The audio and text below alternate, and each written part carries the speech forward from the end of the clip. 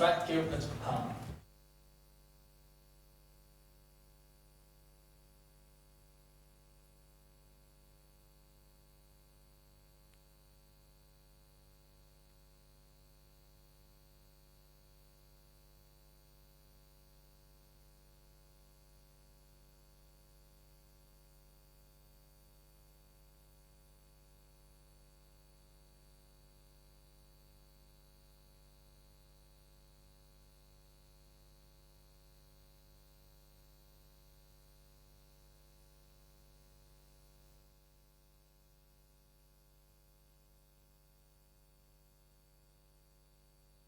I encourage you to ask questions throughout the day about the speakers' presentations or about this year's theme.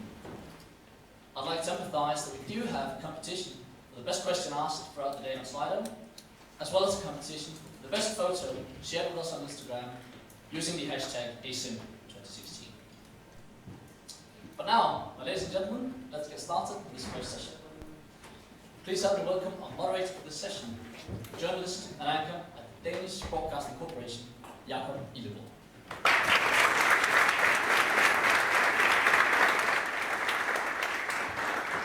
Thank you very much. For those of you who don't know me, I am the anchor on the program called Content, consumer-based program. But before that, I was living in London for about 20 years. I've been a correspondent for Danish Broadcasting Corporation there, and also what's called a global correspondent, so going around the world. And of course, therefore, I have a special interest in today's global theme as well. The world is in flux as never before. This means challenges for states, but also very much for companies, and therefore also for CEOs. Today, you will have the privilege of speaking to one of the CEOs in Denmark,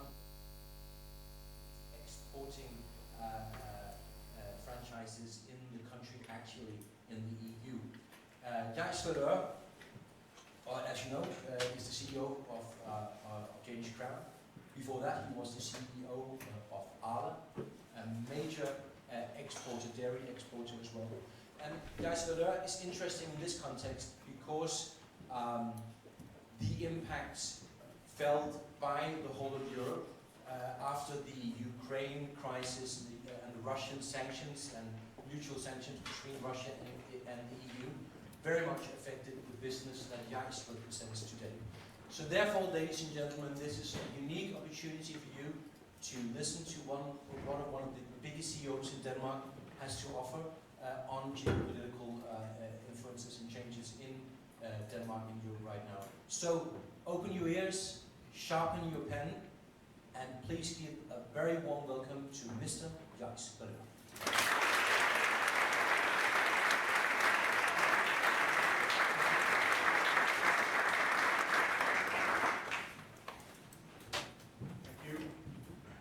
It's a great pleasure to be here.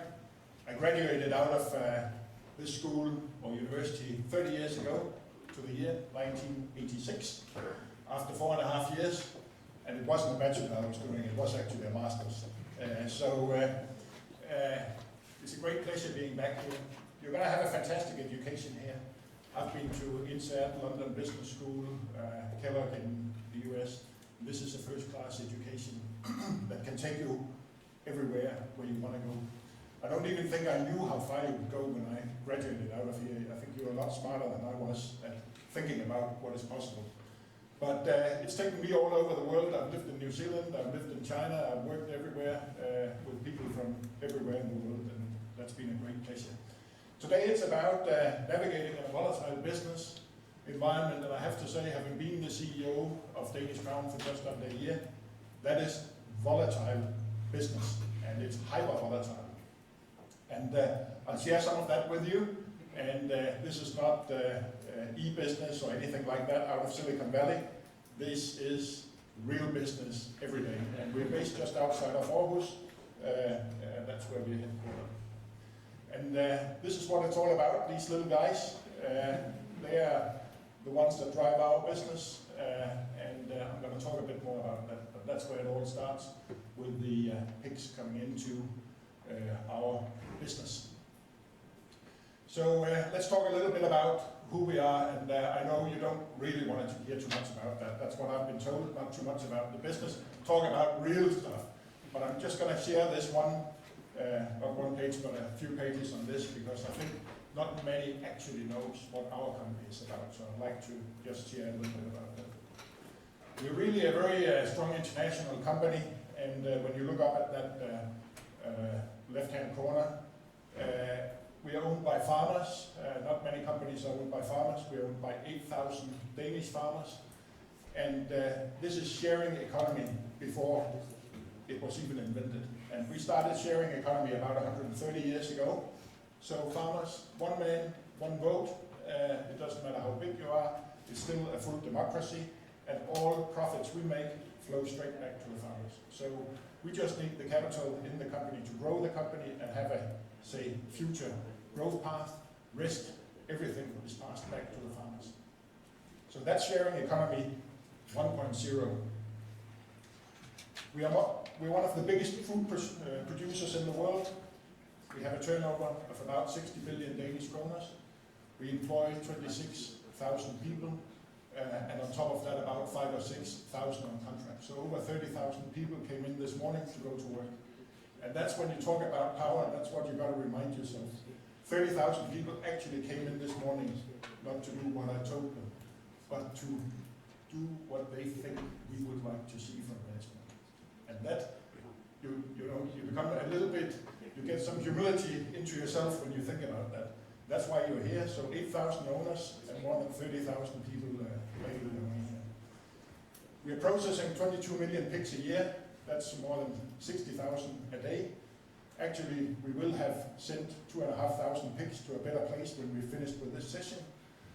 So that's, the machine is working out there. We also have about 700,000 cattle or beef animals.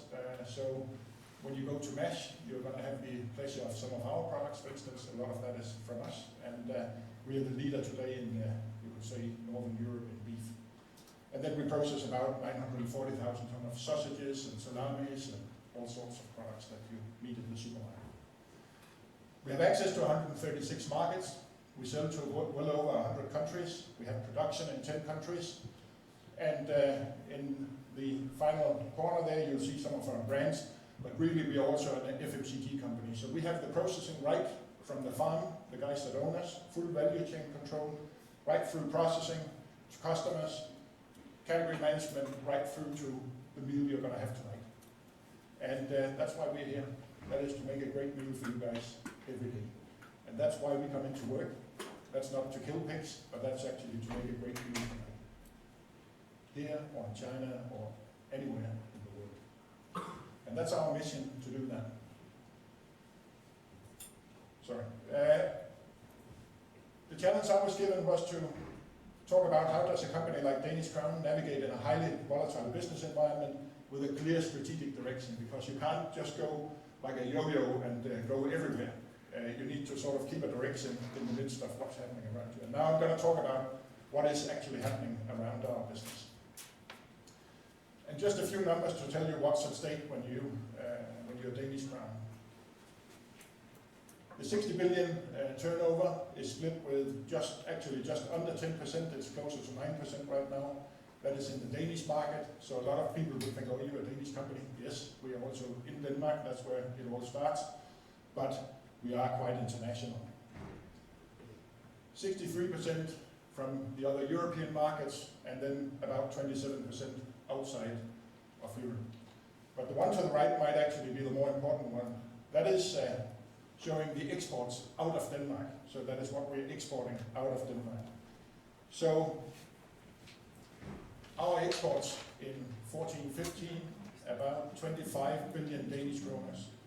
That was 27% of all agriculture export out of this country, and 4% of all what came home to Denmark in terms of goods sold in value. So when I talk to Lars Løkke, I tell him you just need 25 companies like us, then you'll find. It would actually be a lot more simple, you could argue. And that's why sometimes, we wonder why there's so much pressure on the agricultural sector in this country, because we're bringing in a lot of the workplaces, we're bringing in a lot of the economy. that means that we can have that free university or the benefits here.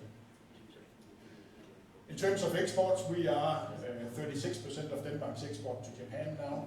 So just under 40% of everything Denmark exports to Japan is us, one of our big markets. And China, we're now 14% of the exports into China, and I think only Copenhagen would be bigger than us at the moment. But we can see the tail lights, as I say, so maybe we will overtake that.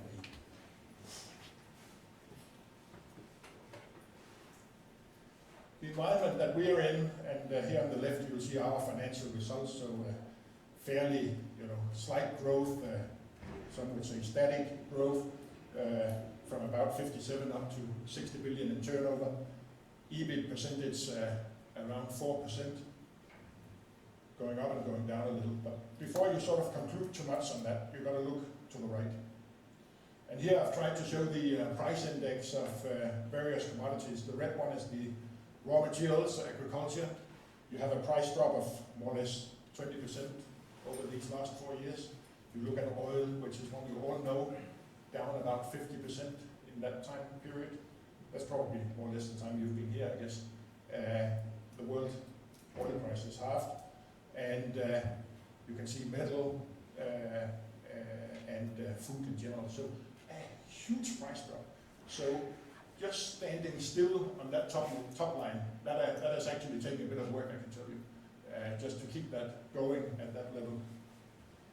And further to the right, when you look at the growth percentage around the world, that's the other challenge, and that is what is sparking this price drop and volatility, is the decline in the world economy, not decline in the world economy, but the slowdown in the world economy. The top one, you'll see China. You all hear that, China slowing down a little bit, and actually a very slow growth in most of the world. Perhaps the US is the exception today, but for sure some of our markets are not growing very fast. So you have deflation, you have slow growth, and then you still got to deliver earnings at the same level.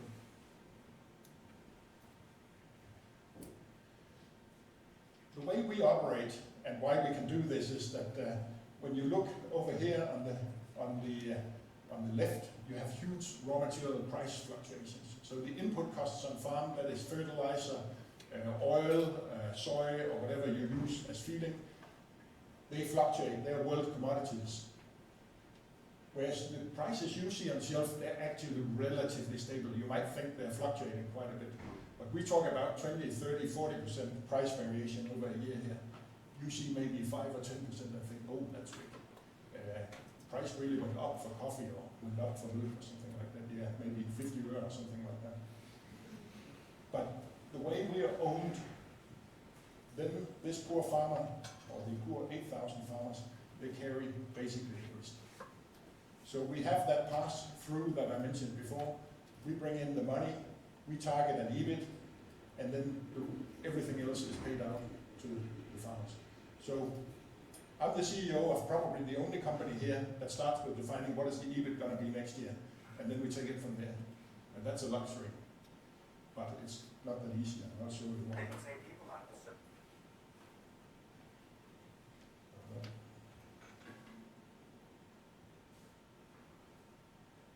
If we talk about the variation in a single market, you can easily imagine this. This is the price of pork meat going up and down, and of course over time there's an average here. But huge volatility, prices going up and down. And of course when you have several markets, this would be Europe, the US, China, Japan, what have you, those markets don't move at the same speed or at the same sort of velocity. And the task that we have in Danish Crown is really to make sure that we can, what we could call, jump from top to top. And you say, well, that's not very sophisticated, is it? But that's what trading in a commodity is about. That is actually about always bringing home that right amount of money. And of course, a big part of our business, there are brands, there are other things that are out in the market, but we also have a big chunk that we trade sort of on a much more rapid basis, that we trade on a daily, weekly, hourly basis. And that is where it becomes important to be able to sort of jump from peak to peak. And of course, the result should be that you bring home that little bit more. And in our business we talk about 1 euro or 10 euro. That is sort of what we talk about when we talk about getting more out of the market. I've just been out yesterday telling our owners that we'll present a new strategy on Wednesday, so you won't hear more about that. Then we've told them you'll get 60 euro more per kilo of pork meat in 5 years. And that's revolutionary stuff. So that, those are the sort of margins we operate in this type of business.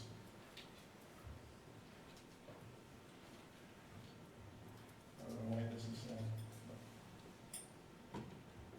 going very easy.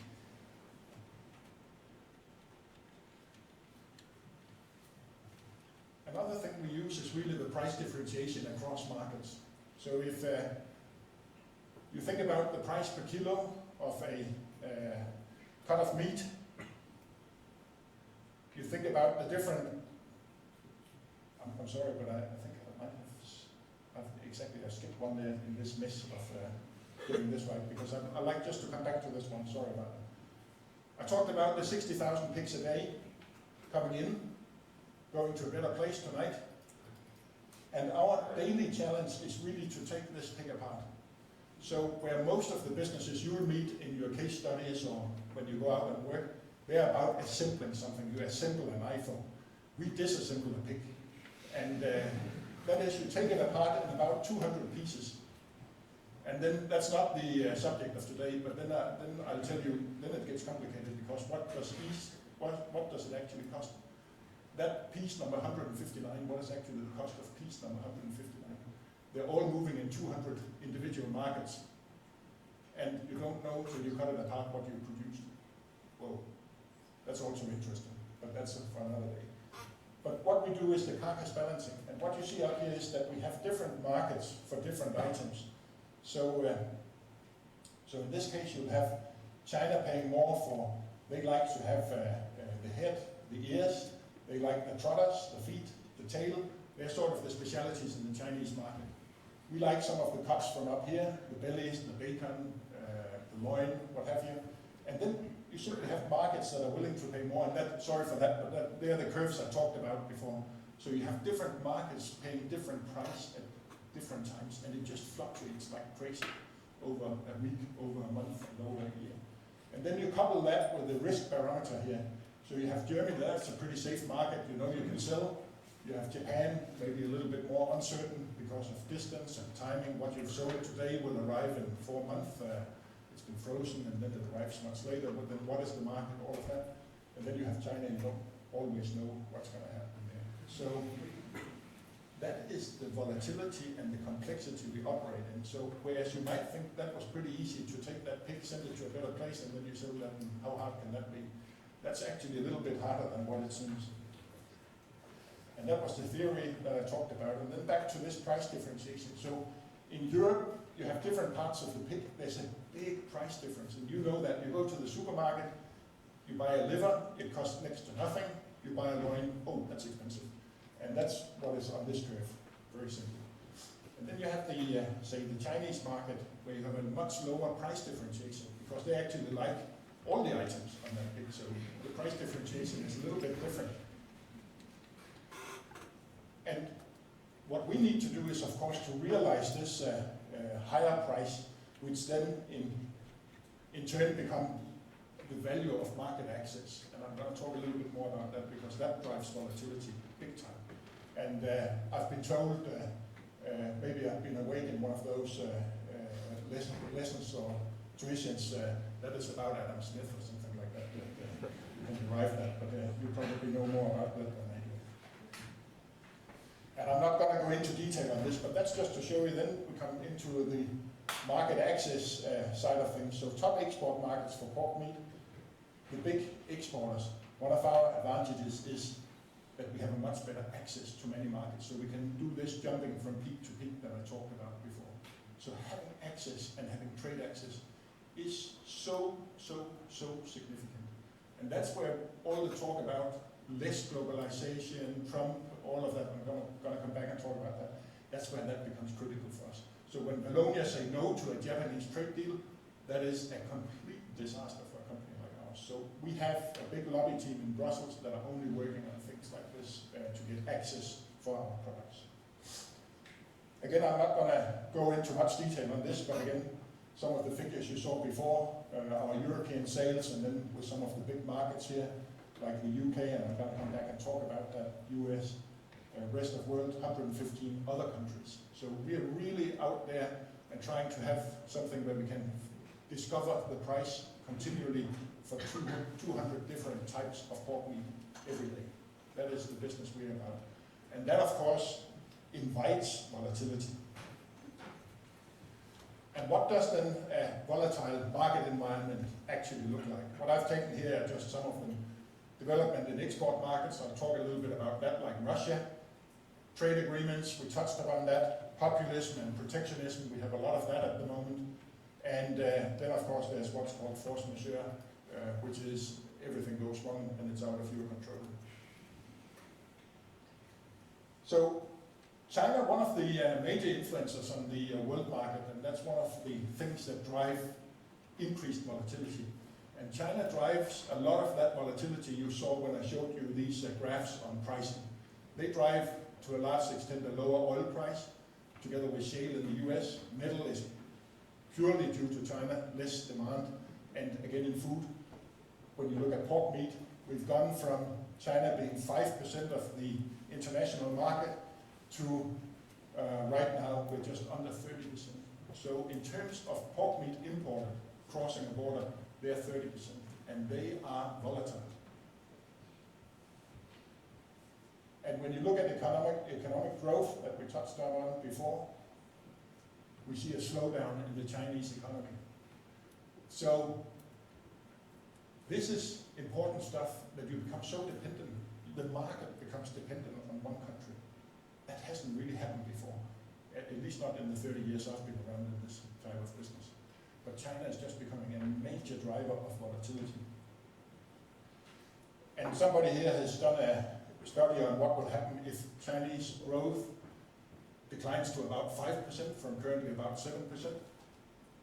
That will result in a 3% price drop on pork meat globally. And you could say, oh, whoa, I thought we were producing pigs in Denmark and selling them in the Danish supermarket.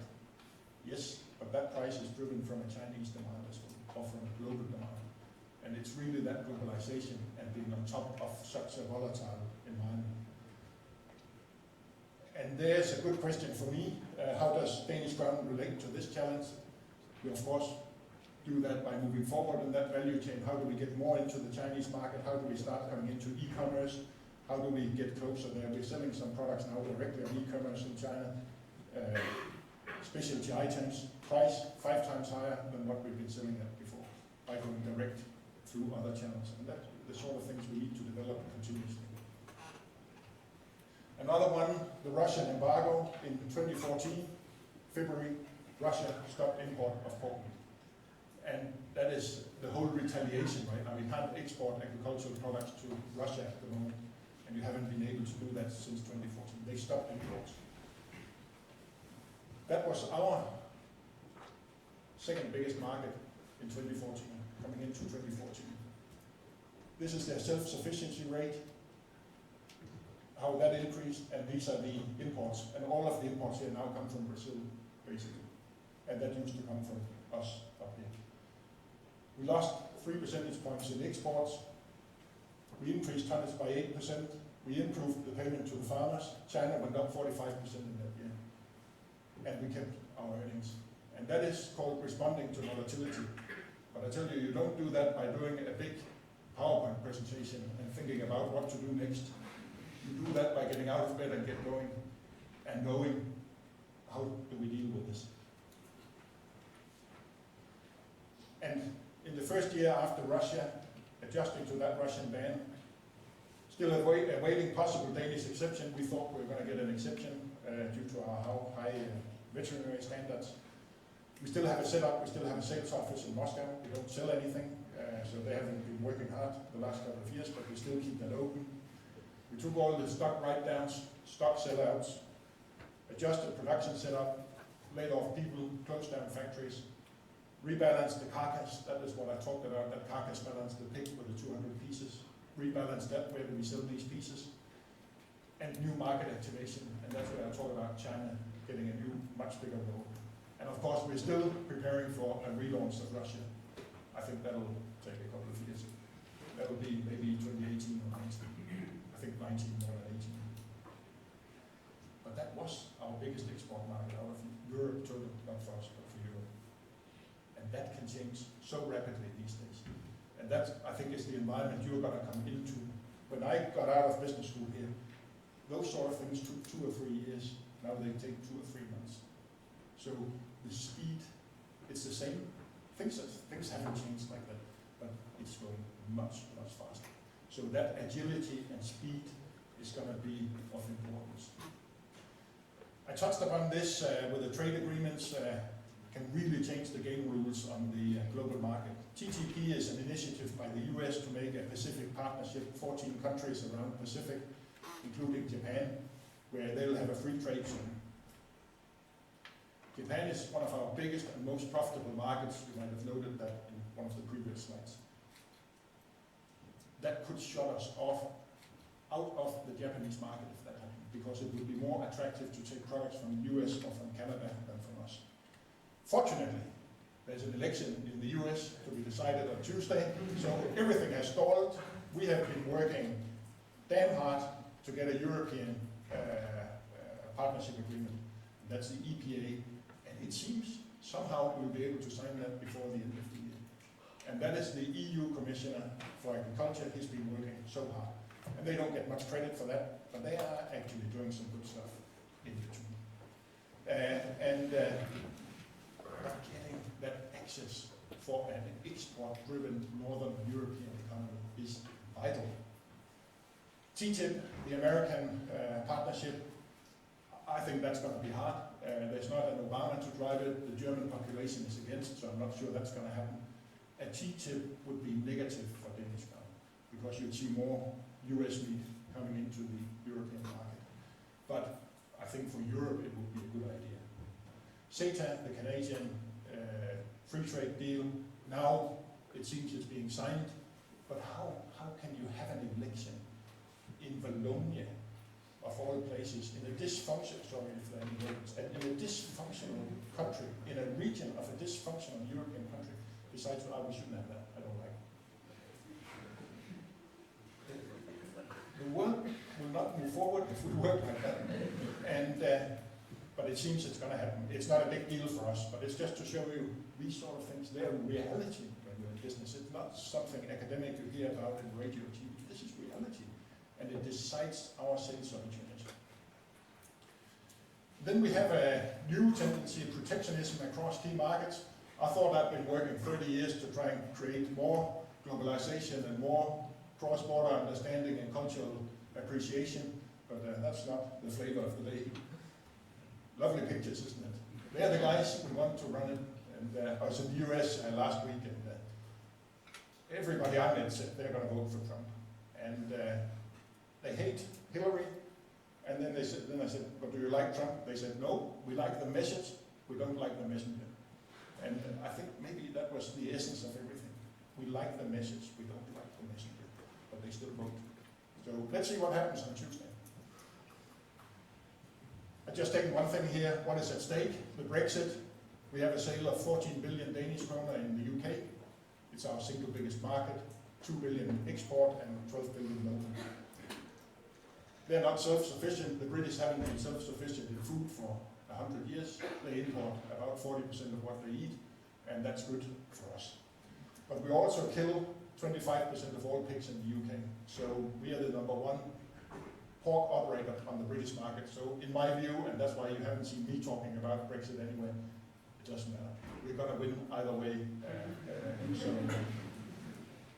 But what is not so good is that you're seeing a weak currency now. They talk about the economy is okay. I don't think the economy is okay, because the currency is weakening.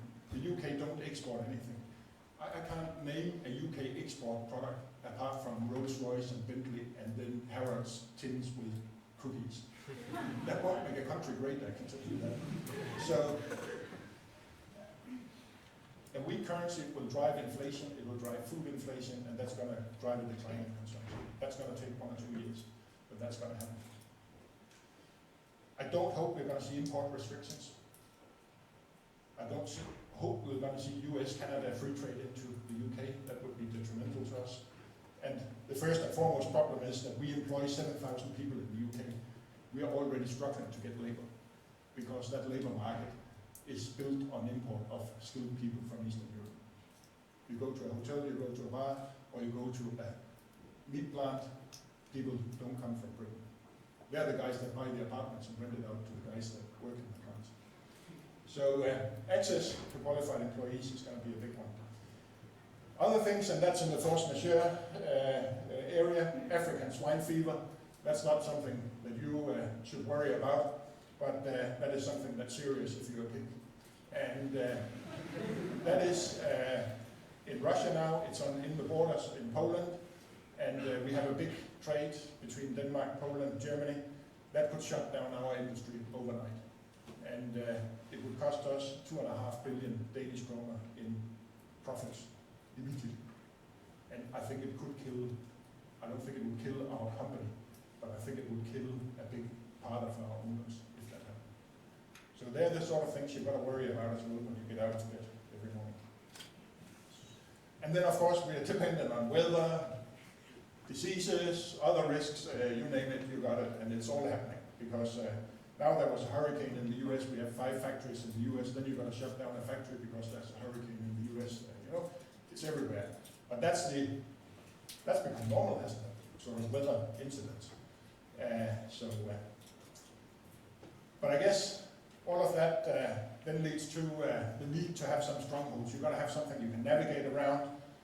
And some of the words I put around Danish crown is relentless cost focus.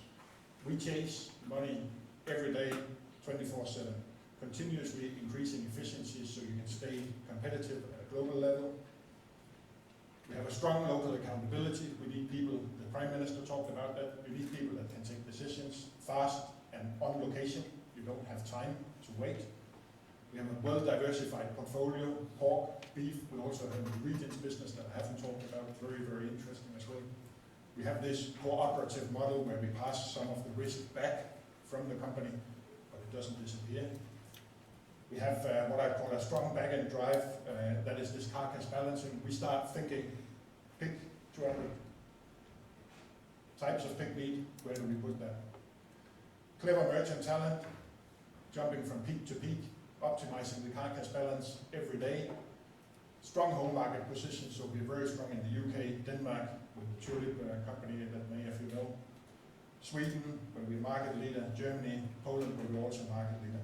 Access to 130 markets, 136 markets, I showed you that, how important that is. So having that always, you know, what is it that's driving us? They are the sum of the DNA, you could call it, in the company. And strategically we work with what we call the 4 corner flags. We are a Danish cooperatively owned company, but we want a strong, profitable, focused Danish crown. And what we talk about is on the left, that is financially safer, so we deliver a competitive return. If we don't deliver, and that's decided every Thursday, that is when you set the price for the pigs next week. If you are not competitive, those pigs are going to go somewhere else. Your owners are going to send them to a competitor.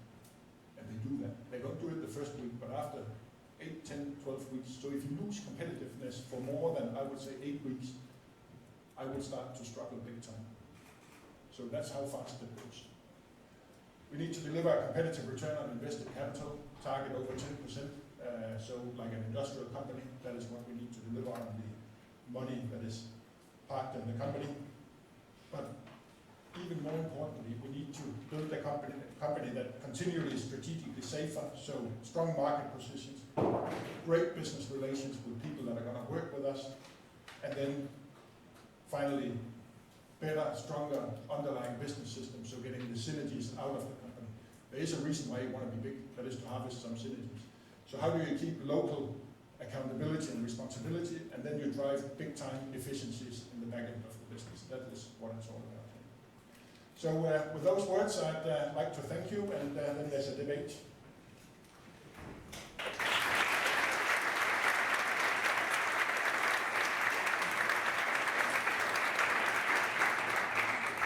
Thank you very much, guys. I thought that was excellent and very enlightening for me at least, and I know it was for you as well, because we already have quite a lot of excellent questions here. I'll take the leadership kicking off with the first question myself, guys. You were talking about the consequences of a Brexit. You're not so worried about it directly, but the wider implications of the fluctuations on the world political scene now, in a world that is more unstable than I think many of us would have predicted just 5 years ago. How worried are you about that? And as a business leader with this big responsibility, is there really anything you can do but follow the screens and act? Is there something you can do proactive, something where you can make a difference in terms of stability? Yeah, that was a big ask, I think, whether we can change the world. The thing is, when we went to bed the night before the Brexit back in June, none of the people that I know, they thought that was going to be a Brexit. Everybody went to bed and thought, well, yeah, sure. But it was a Brexit. And somehow that's been a shock to the system. And that's why we're also so nervous about the election on Tuesday, because it could be Trump. And it could be Le Pen in France. It could happen, because under all of this, there is a big current of unsatisfied people. In the south of, I live in Valeur, south of Valeur, what is it, in terms of the way the Danes vote, you can also see that dissatisfaction. We have most of our factories in parts of Denmark that are not here. Life is just different there, and there's a big undercurrent. You come to the UK, to Cornwall, other places, there's a big dissatisfaction. Up in Iowa, in the US, in Indiana, people just don't see the world like you and I do.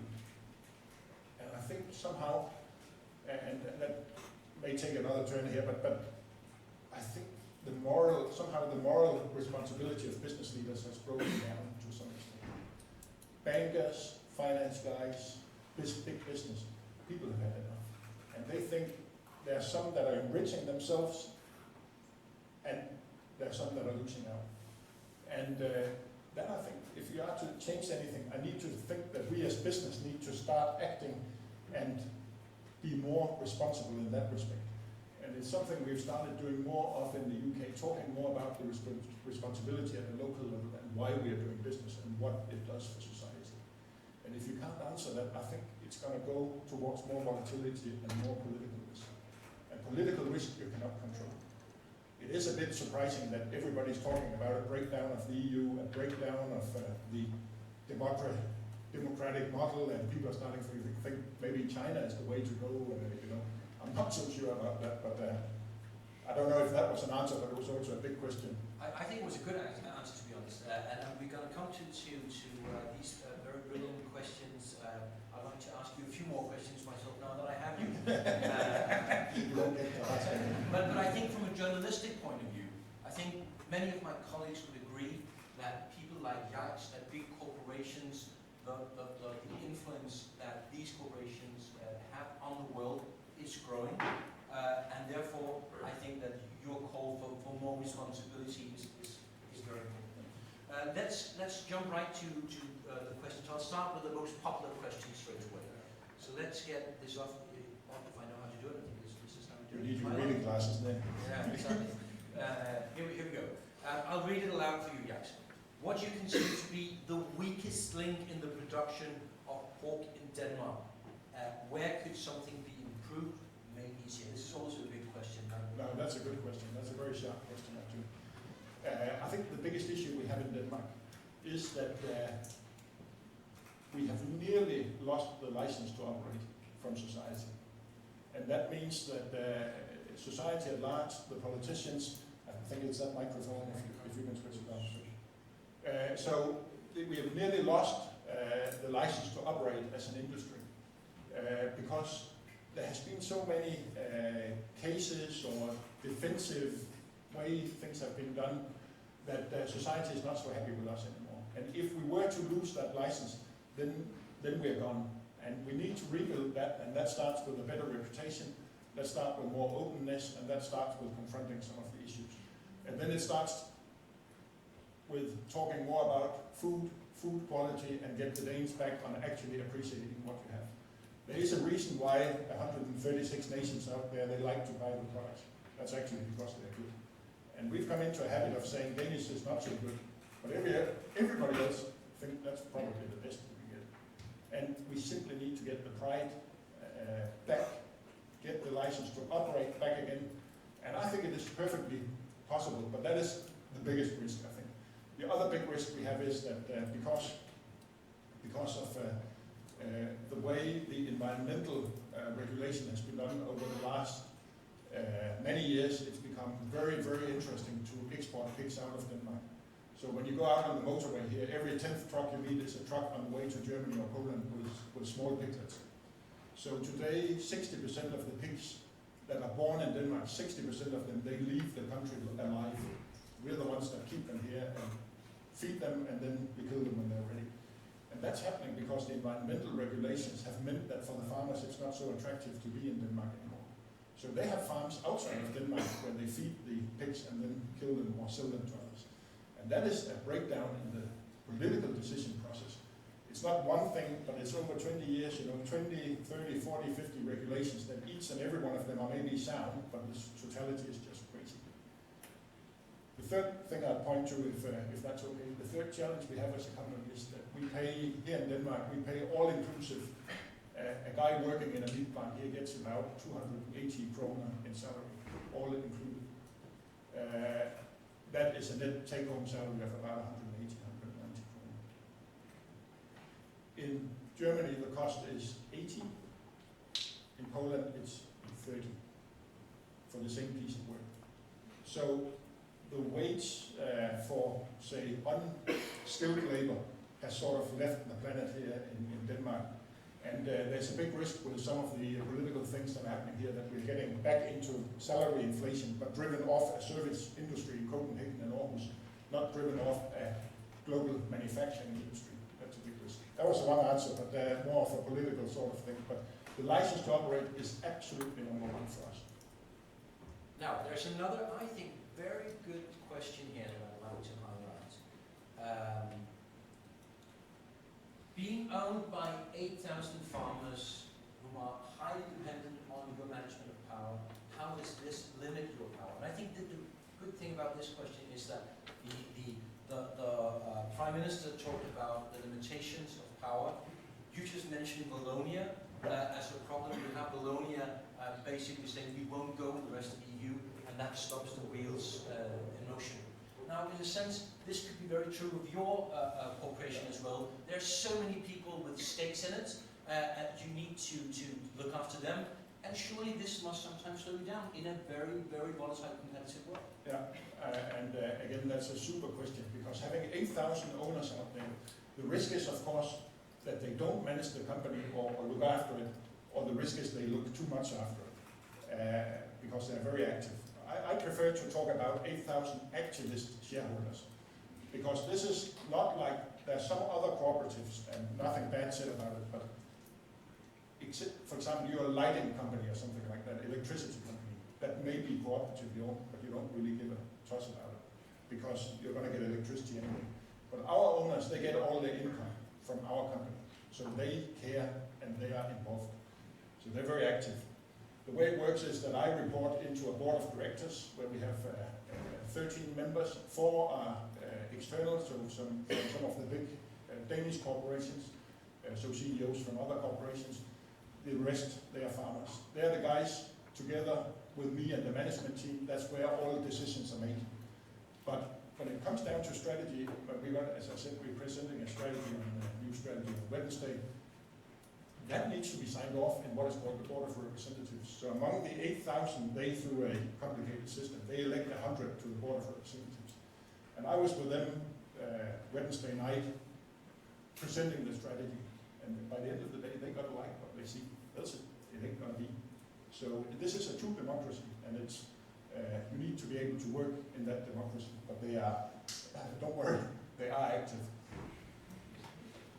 Let's have another good question here. Many of you, I'm sure, have seen the film Lost in Translation, which is very much about what happens when cultures meet and doesn't always understand each other that well. And surely, in terms of your work in Asia, this has come up. Let's see if I can manage to do this. The question is, in the light of your experience in Asia, what cultural differences are the most important when it comes to doing business with Asia versus Europe, or with Europe? And I think just to add to this, of course, there are so many challenges. What is the biggest benefit? The biggest benefit of the Chinese market is, of course, 1,300 million consumers that like our product. So that's the simple one. But coming down to cultural differences, I said I worked in many countries around the world. People are more or less alike, is my experience. You know, if you've got a great idea and you have an open mind and you're ready to listen, then you're going to go a long way. Then you don't need to be an expert on Chinese culture. I lived in Hua, which is in Inner Mongolia. We were 8 foreigners out of 2.5 million, 2.3 million people. So I was on my own in China, but that went reasonably well, I would say. So that is not the big point. I think people want to do business. They want to be treated fair, nice, in a proper way. The big difference, I think, I've learned in Chinese, in China, probably without reflecting a lot on it right here, but probably cost. You cannot imagine how cheap you can do things. We are used to an overhead layer and a cost structure that is too expensive. So at Danish Crown, we're pretty good at that. We're not many people at the top level, but you simply need to, it's hard to imagine how efficient you can be. And you've got to live it yourself to really understand that. So if there's one takeaway, start to understand that, because I think your reality is going to be different than mine. When I started, there was a lot of money in business, and things were in many ways easier than it is today. It's going to be much more lean and slim and fast. So you've got to learn how to do things in a very lean way.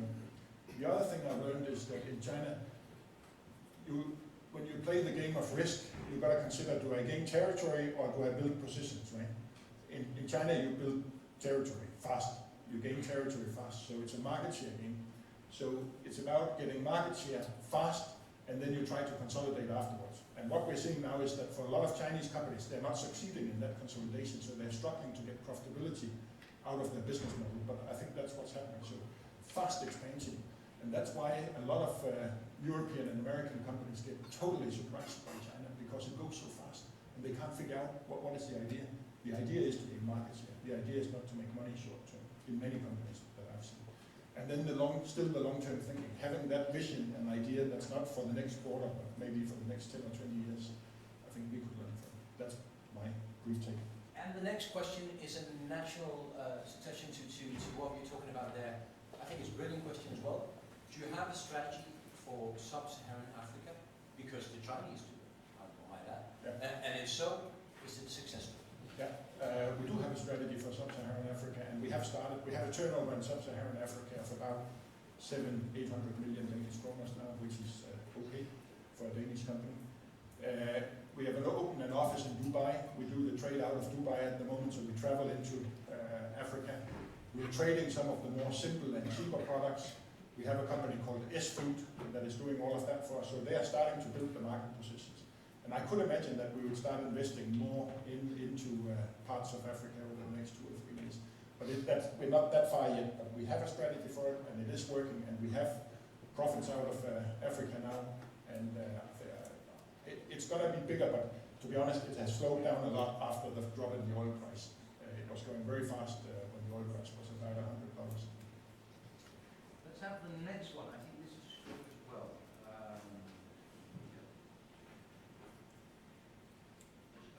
The way we live in the Western world, at least, is changing as well. And there are many more vegetarians, or people who think about what they eat, how they eat it, than maybe 10, 20 years ago. Surely you're thinking about these things as well. How does that impact a meat company like Danish Crown? Yeah. And what do you think of the future? And the questions are that's okay. Yeah, there are more vegetarians, but you can't see it in the figures. But I think it's younger people being more vegetarian, whereas the older actually tend to increase consumption of meat. So overall, when I look at the consumption figures, it's pretty static. But of course, there are more being vegetarian. That's why we got a brand like Grønne Slagter. If you saw it up there, the Green Butcher. That's a vegetarian brand that we sell here in the English market. I think you'll see more vegetarian products. For us, it's no problem. We have a what I'd call the upstream part, where we have the animals and all of that. That's all about meat protein, of course. But downstream, we are much more consumer focused. I didn't touch upon that in this presentation, but in Denmark, we operate through the Chilling Food Company. And they're allowed to buy chicken, lamb, whatever. They just buy what the consumers want. And if they want vegetarian, we'll give them vegetarian. And that's not an issue. We do that. So we're totally consumer driven in the front end. In the back end, we're driven by meat protein. So that's another story. But I wouldn't say we're on top of it. There's also a lot of research, of course, into making meat protein without the animal. That would also happen. But I don't see it as a big risk. By the end of the day, most people like to have a great meal, protein rich. Pork meat, if you get the right cuts, fat content is same or lower than chicken. Quality is just better, taste more. You should try the flæskesteg sandwich. Down at our new shop next to the railway station. Down at the Aarhus food market, we have a shop where you can go and try that one. Then I think there'll still be meat eaters around. But maybe it's a good idea to have a meat-free Monday. That's fun. Remember, guys and girls, that you are also welcome to ask Jyske a question directly. All you have to do is raise your hand and shout it out, and I will repeat it. Yeah, I've noted you. Just one more question. The Prime Minister talked about the benefits of stumbling, the benefits of not succeeding, actually sometimes the benefits of failing. The question is, what is your 3 biggest career mistakes? I don't know if I've made so many career mistakes, because then I don't think I would be here.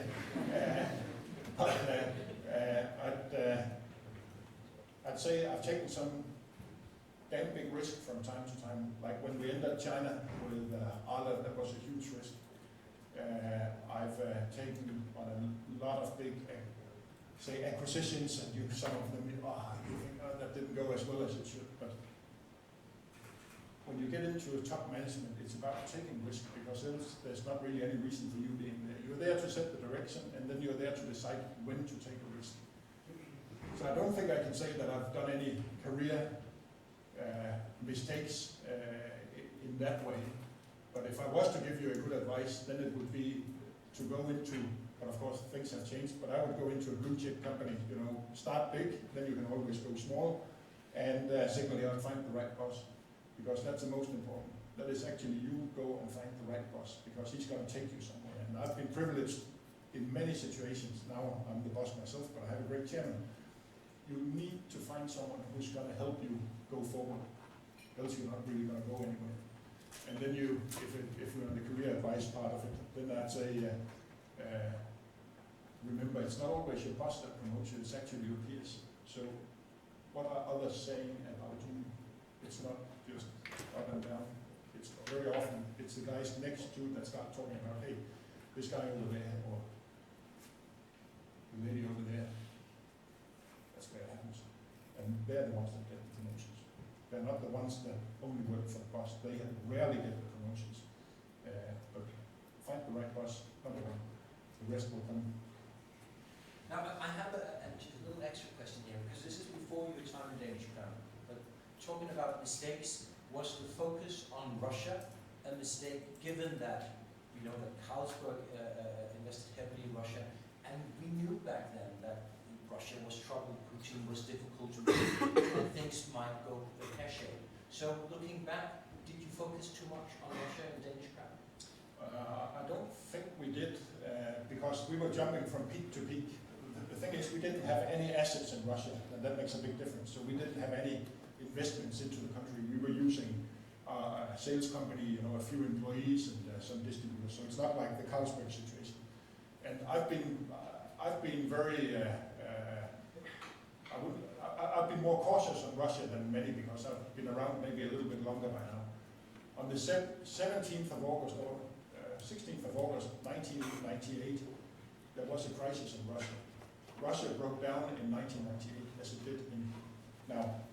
And I remember that because I started, coming back to the career, I started on the 1st of July in the beer business with Royal Unibrew. They were the biggest importer of beer into Russia in 1998. Believe it or not, Faxe was the biggest import brand in the Russian market. And I thought, that is going to be exciting. And it was for about 6 weeks. Then I spent the next 6 months collecting money in Russia. It's also an experience. But since then I've been a little bit more cautious, and it comes back to this geopolitical risk. So if we move into China and put assets on the ground, there's also a risk in China. I don't think that there's nothing showing that China will do the same as what Russia has done. I think actually China is much more stable. But there is a risk when you do that because we are in a volatile world. And that's why it's a little bit surprising, you know, that there's resistance to something. I would say it's a little bit surprising that there's resistance to trade deals between the US, Japan, and Europe, because if there are 3 parts of the world that ought to stick together when volatility increases, it's actually us that share a lot in common. Maybe we should get a little bit closer in that situation. Now, there's a question here. Just stand up and say your name. My name is Marco. I study political science, and I want to know a little bit more about your strategies. How long they take since we see that there are a lot of fluctuations in the world. So that means that when you make one strategy next week, it might not be applicable. And when you have the notion that there are 130 countries, that is a big problem. And I want to know if you have any safety brakes, or how do you manage the risk of having failed strategies or things change? So just to make sure that everybody got that, so it's about in a fast-changing world, you have safety brakes when things go wrong very fast, and how do you manage on a daily basis in a fluctuating world to run this? Yeah, that's where when I came back to the DNA, you've got to remember that DNA of your company. So those are the principles we built that on. When we design a strategy, in this case, we've spent about 6 months on doing that and rolling it out at the moment. But you do risk planning, you do a lot of things, but the time horizon for our strategy thinking is about 5 years. But what you do is really you set a direction. That is, say you want to be in more food service because people are moving out of home, consumption is moving out of home. It used to take, 10 years ago, people spent 30 minutes on cooking here in Denmark, now they spend 18 minutes a day. So obviously people want meal solutions, they want food service. That is restaurants or catering. Then you have say a breakdown in Italy or something like that, but that doesn't change your strategy. That's still what you want to do. That's still the strategic intent. And then you might take a detour, but you're going to come back on track. And I think that is, you know, like a waypoint in a GPS. You don't always have to take the direct way there, as long as you know this is what I'm going to hit at some stage, and then I'll take it from there. So that's how it works. And but every day there's something new. Then there's a competitor that's merging or something like that. You cannot predict it all. You just got to stay agile, and then got to remember we got to end up more or less over there. Tobias Andersen has come up with a good question, I think. Are you interested in being represented in political crisis events, i.e. the Russian embargo? And if yes, how are the interests represented? Yes. When we have a Russian embargo like this, we of course work incredibly close with the Danish government, especially the foreign ministry. So at this level of crisis, it is with the prime minister, it is with the foreign minister, it is with the food or agricultural minister, and with all of the guys under there. So this is a national. This Russian embargo, that was a national disaster. It actually more or less brought our number 2 player in Denmark, a company called Tican. They more or less lost their life on this Russian thing. So this is of national importance, things like that. So there we work with government. As I said, we have office in Brussels that are working with the EU side of things. Then we have what is called the Food and Agriculture Council here in Denmark that are also working for us. And then in Russia, we have companies that work with us and work for us. So, you know, we try from all sorts of angles to work with this. And this is hugely complicated and takes years. And we are still in dialogue with the Russians, and there are still some dialogues going on. But it's not very easy when the EU bans There are some of the Russians that have a travel that cannot travel, and some of the ministers they weren't in the government when they made this ban, but then they became ministers. So the minister cannot travel to Europe, and then it's hard to negotiate with Europe. So they don't actually travel. That's maybe not so clever. But there is an ongoing dialogue. But of course, it's a political tense situation. We are just a prisoner in a political situation. That's just reality. So we're still working on it, but then focusing elsewhere. We are not getting involved in politics. So you won't see us stand up and say it's stupid what's going on with Russia. That's not our role. That is a political thing. We just got to try and find a way for our products, if possible. But you're not going to see us take a political stance. I think this is going to be the final question of today. I'm going to ask now because time is running. So let's have a quick one here. From a business point of view, and also looking sort of geopolitically, how worried are you about the instability of the world we live in now? Let's say from a not very worried to a slightly worried to a very worried. I'd say I'm slightly worried, but I'm more worried than at the beginning of this year. Because as I showed you here on the political risk, you have that American election. It's not necessarily going to be so bad, even if Trump would be elected. I think he could be good for business. But we don't know. The US is going to continue its growth path. I'm actually much more worried about the European situation. So this fragmentation in Europe, actually people backing off the European sort of project, I think that's scary. Because that is what has been keeping us together for many, many years. So I think that's a big risk. So more worried than I was, but not sleepless. Ladies and gentlemen, I think we should be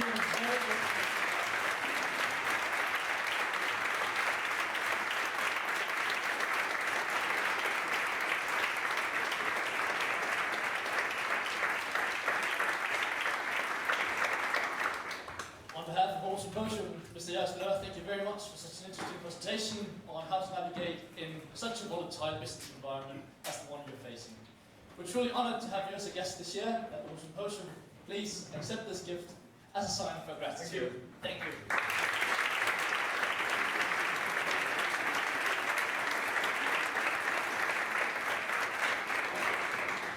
As for you, Jakob, thank you so much for moderating the session. We're excited to see you back later today.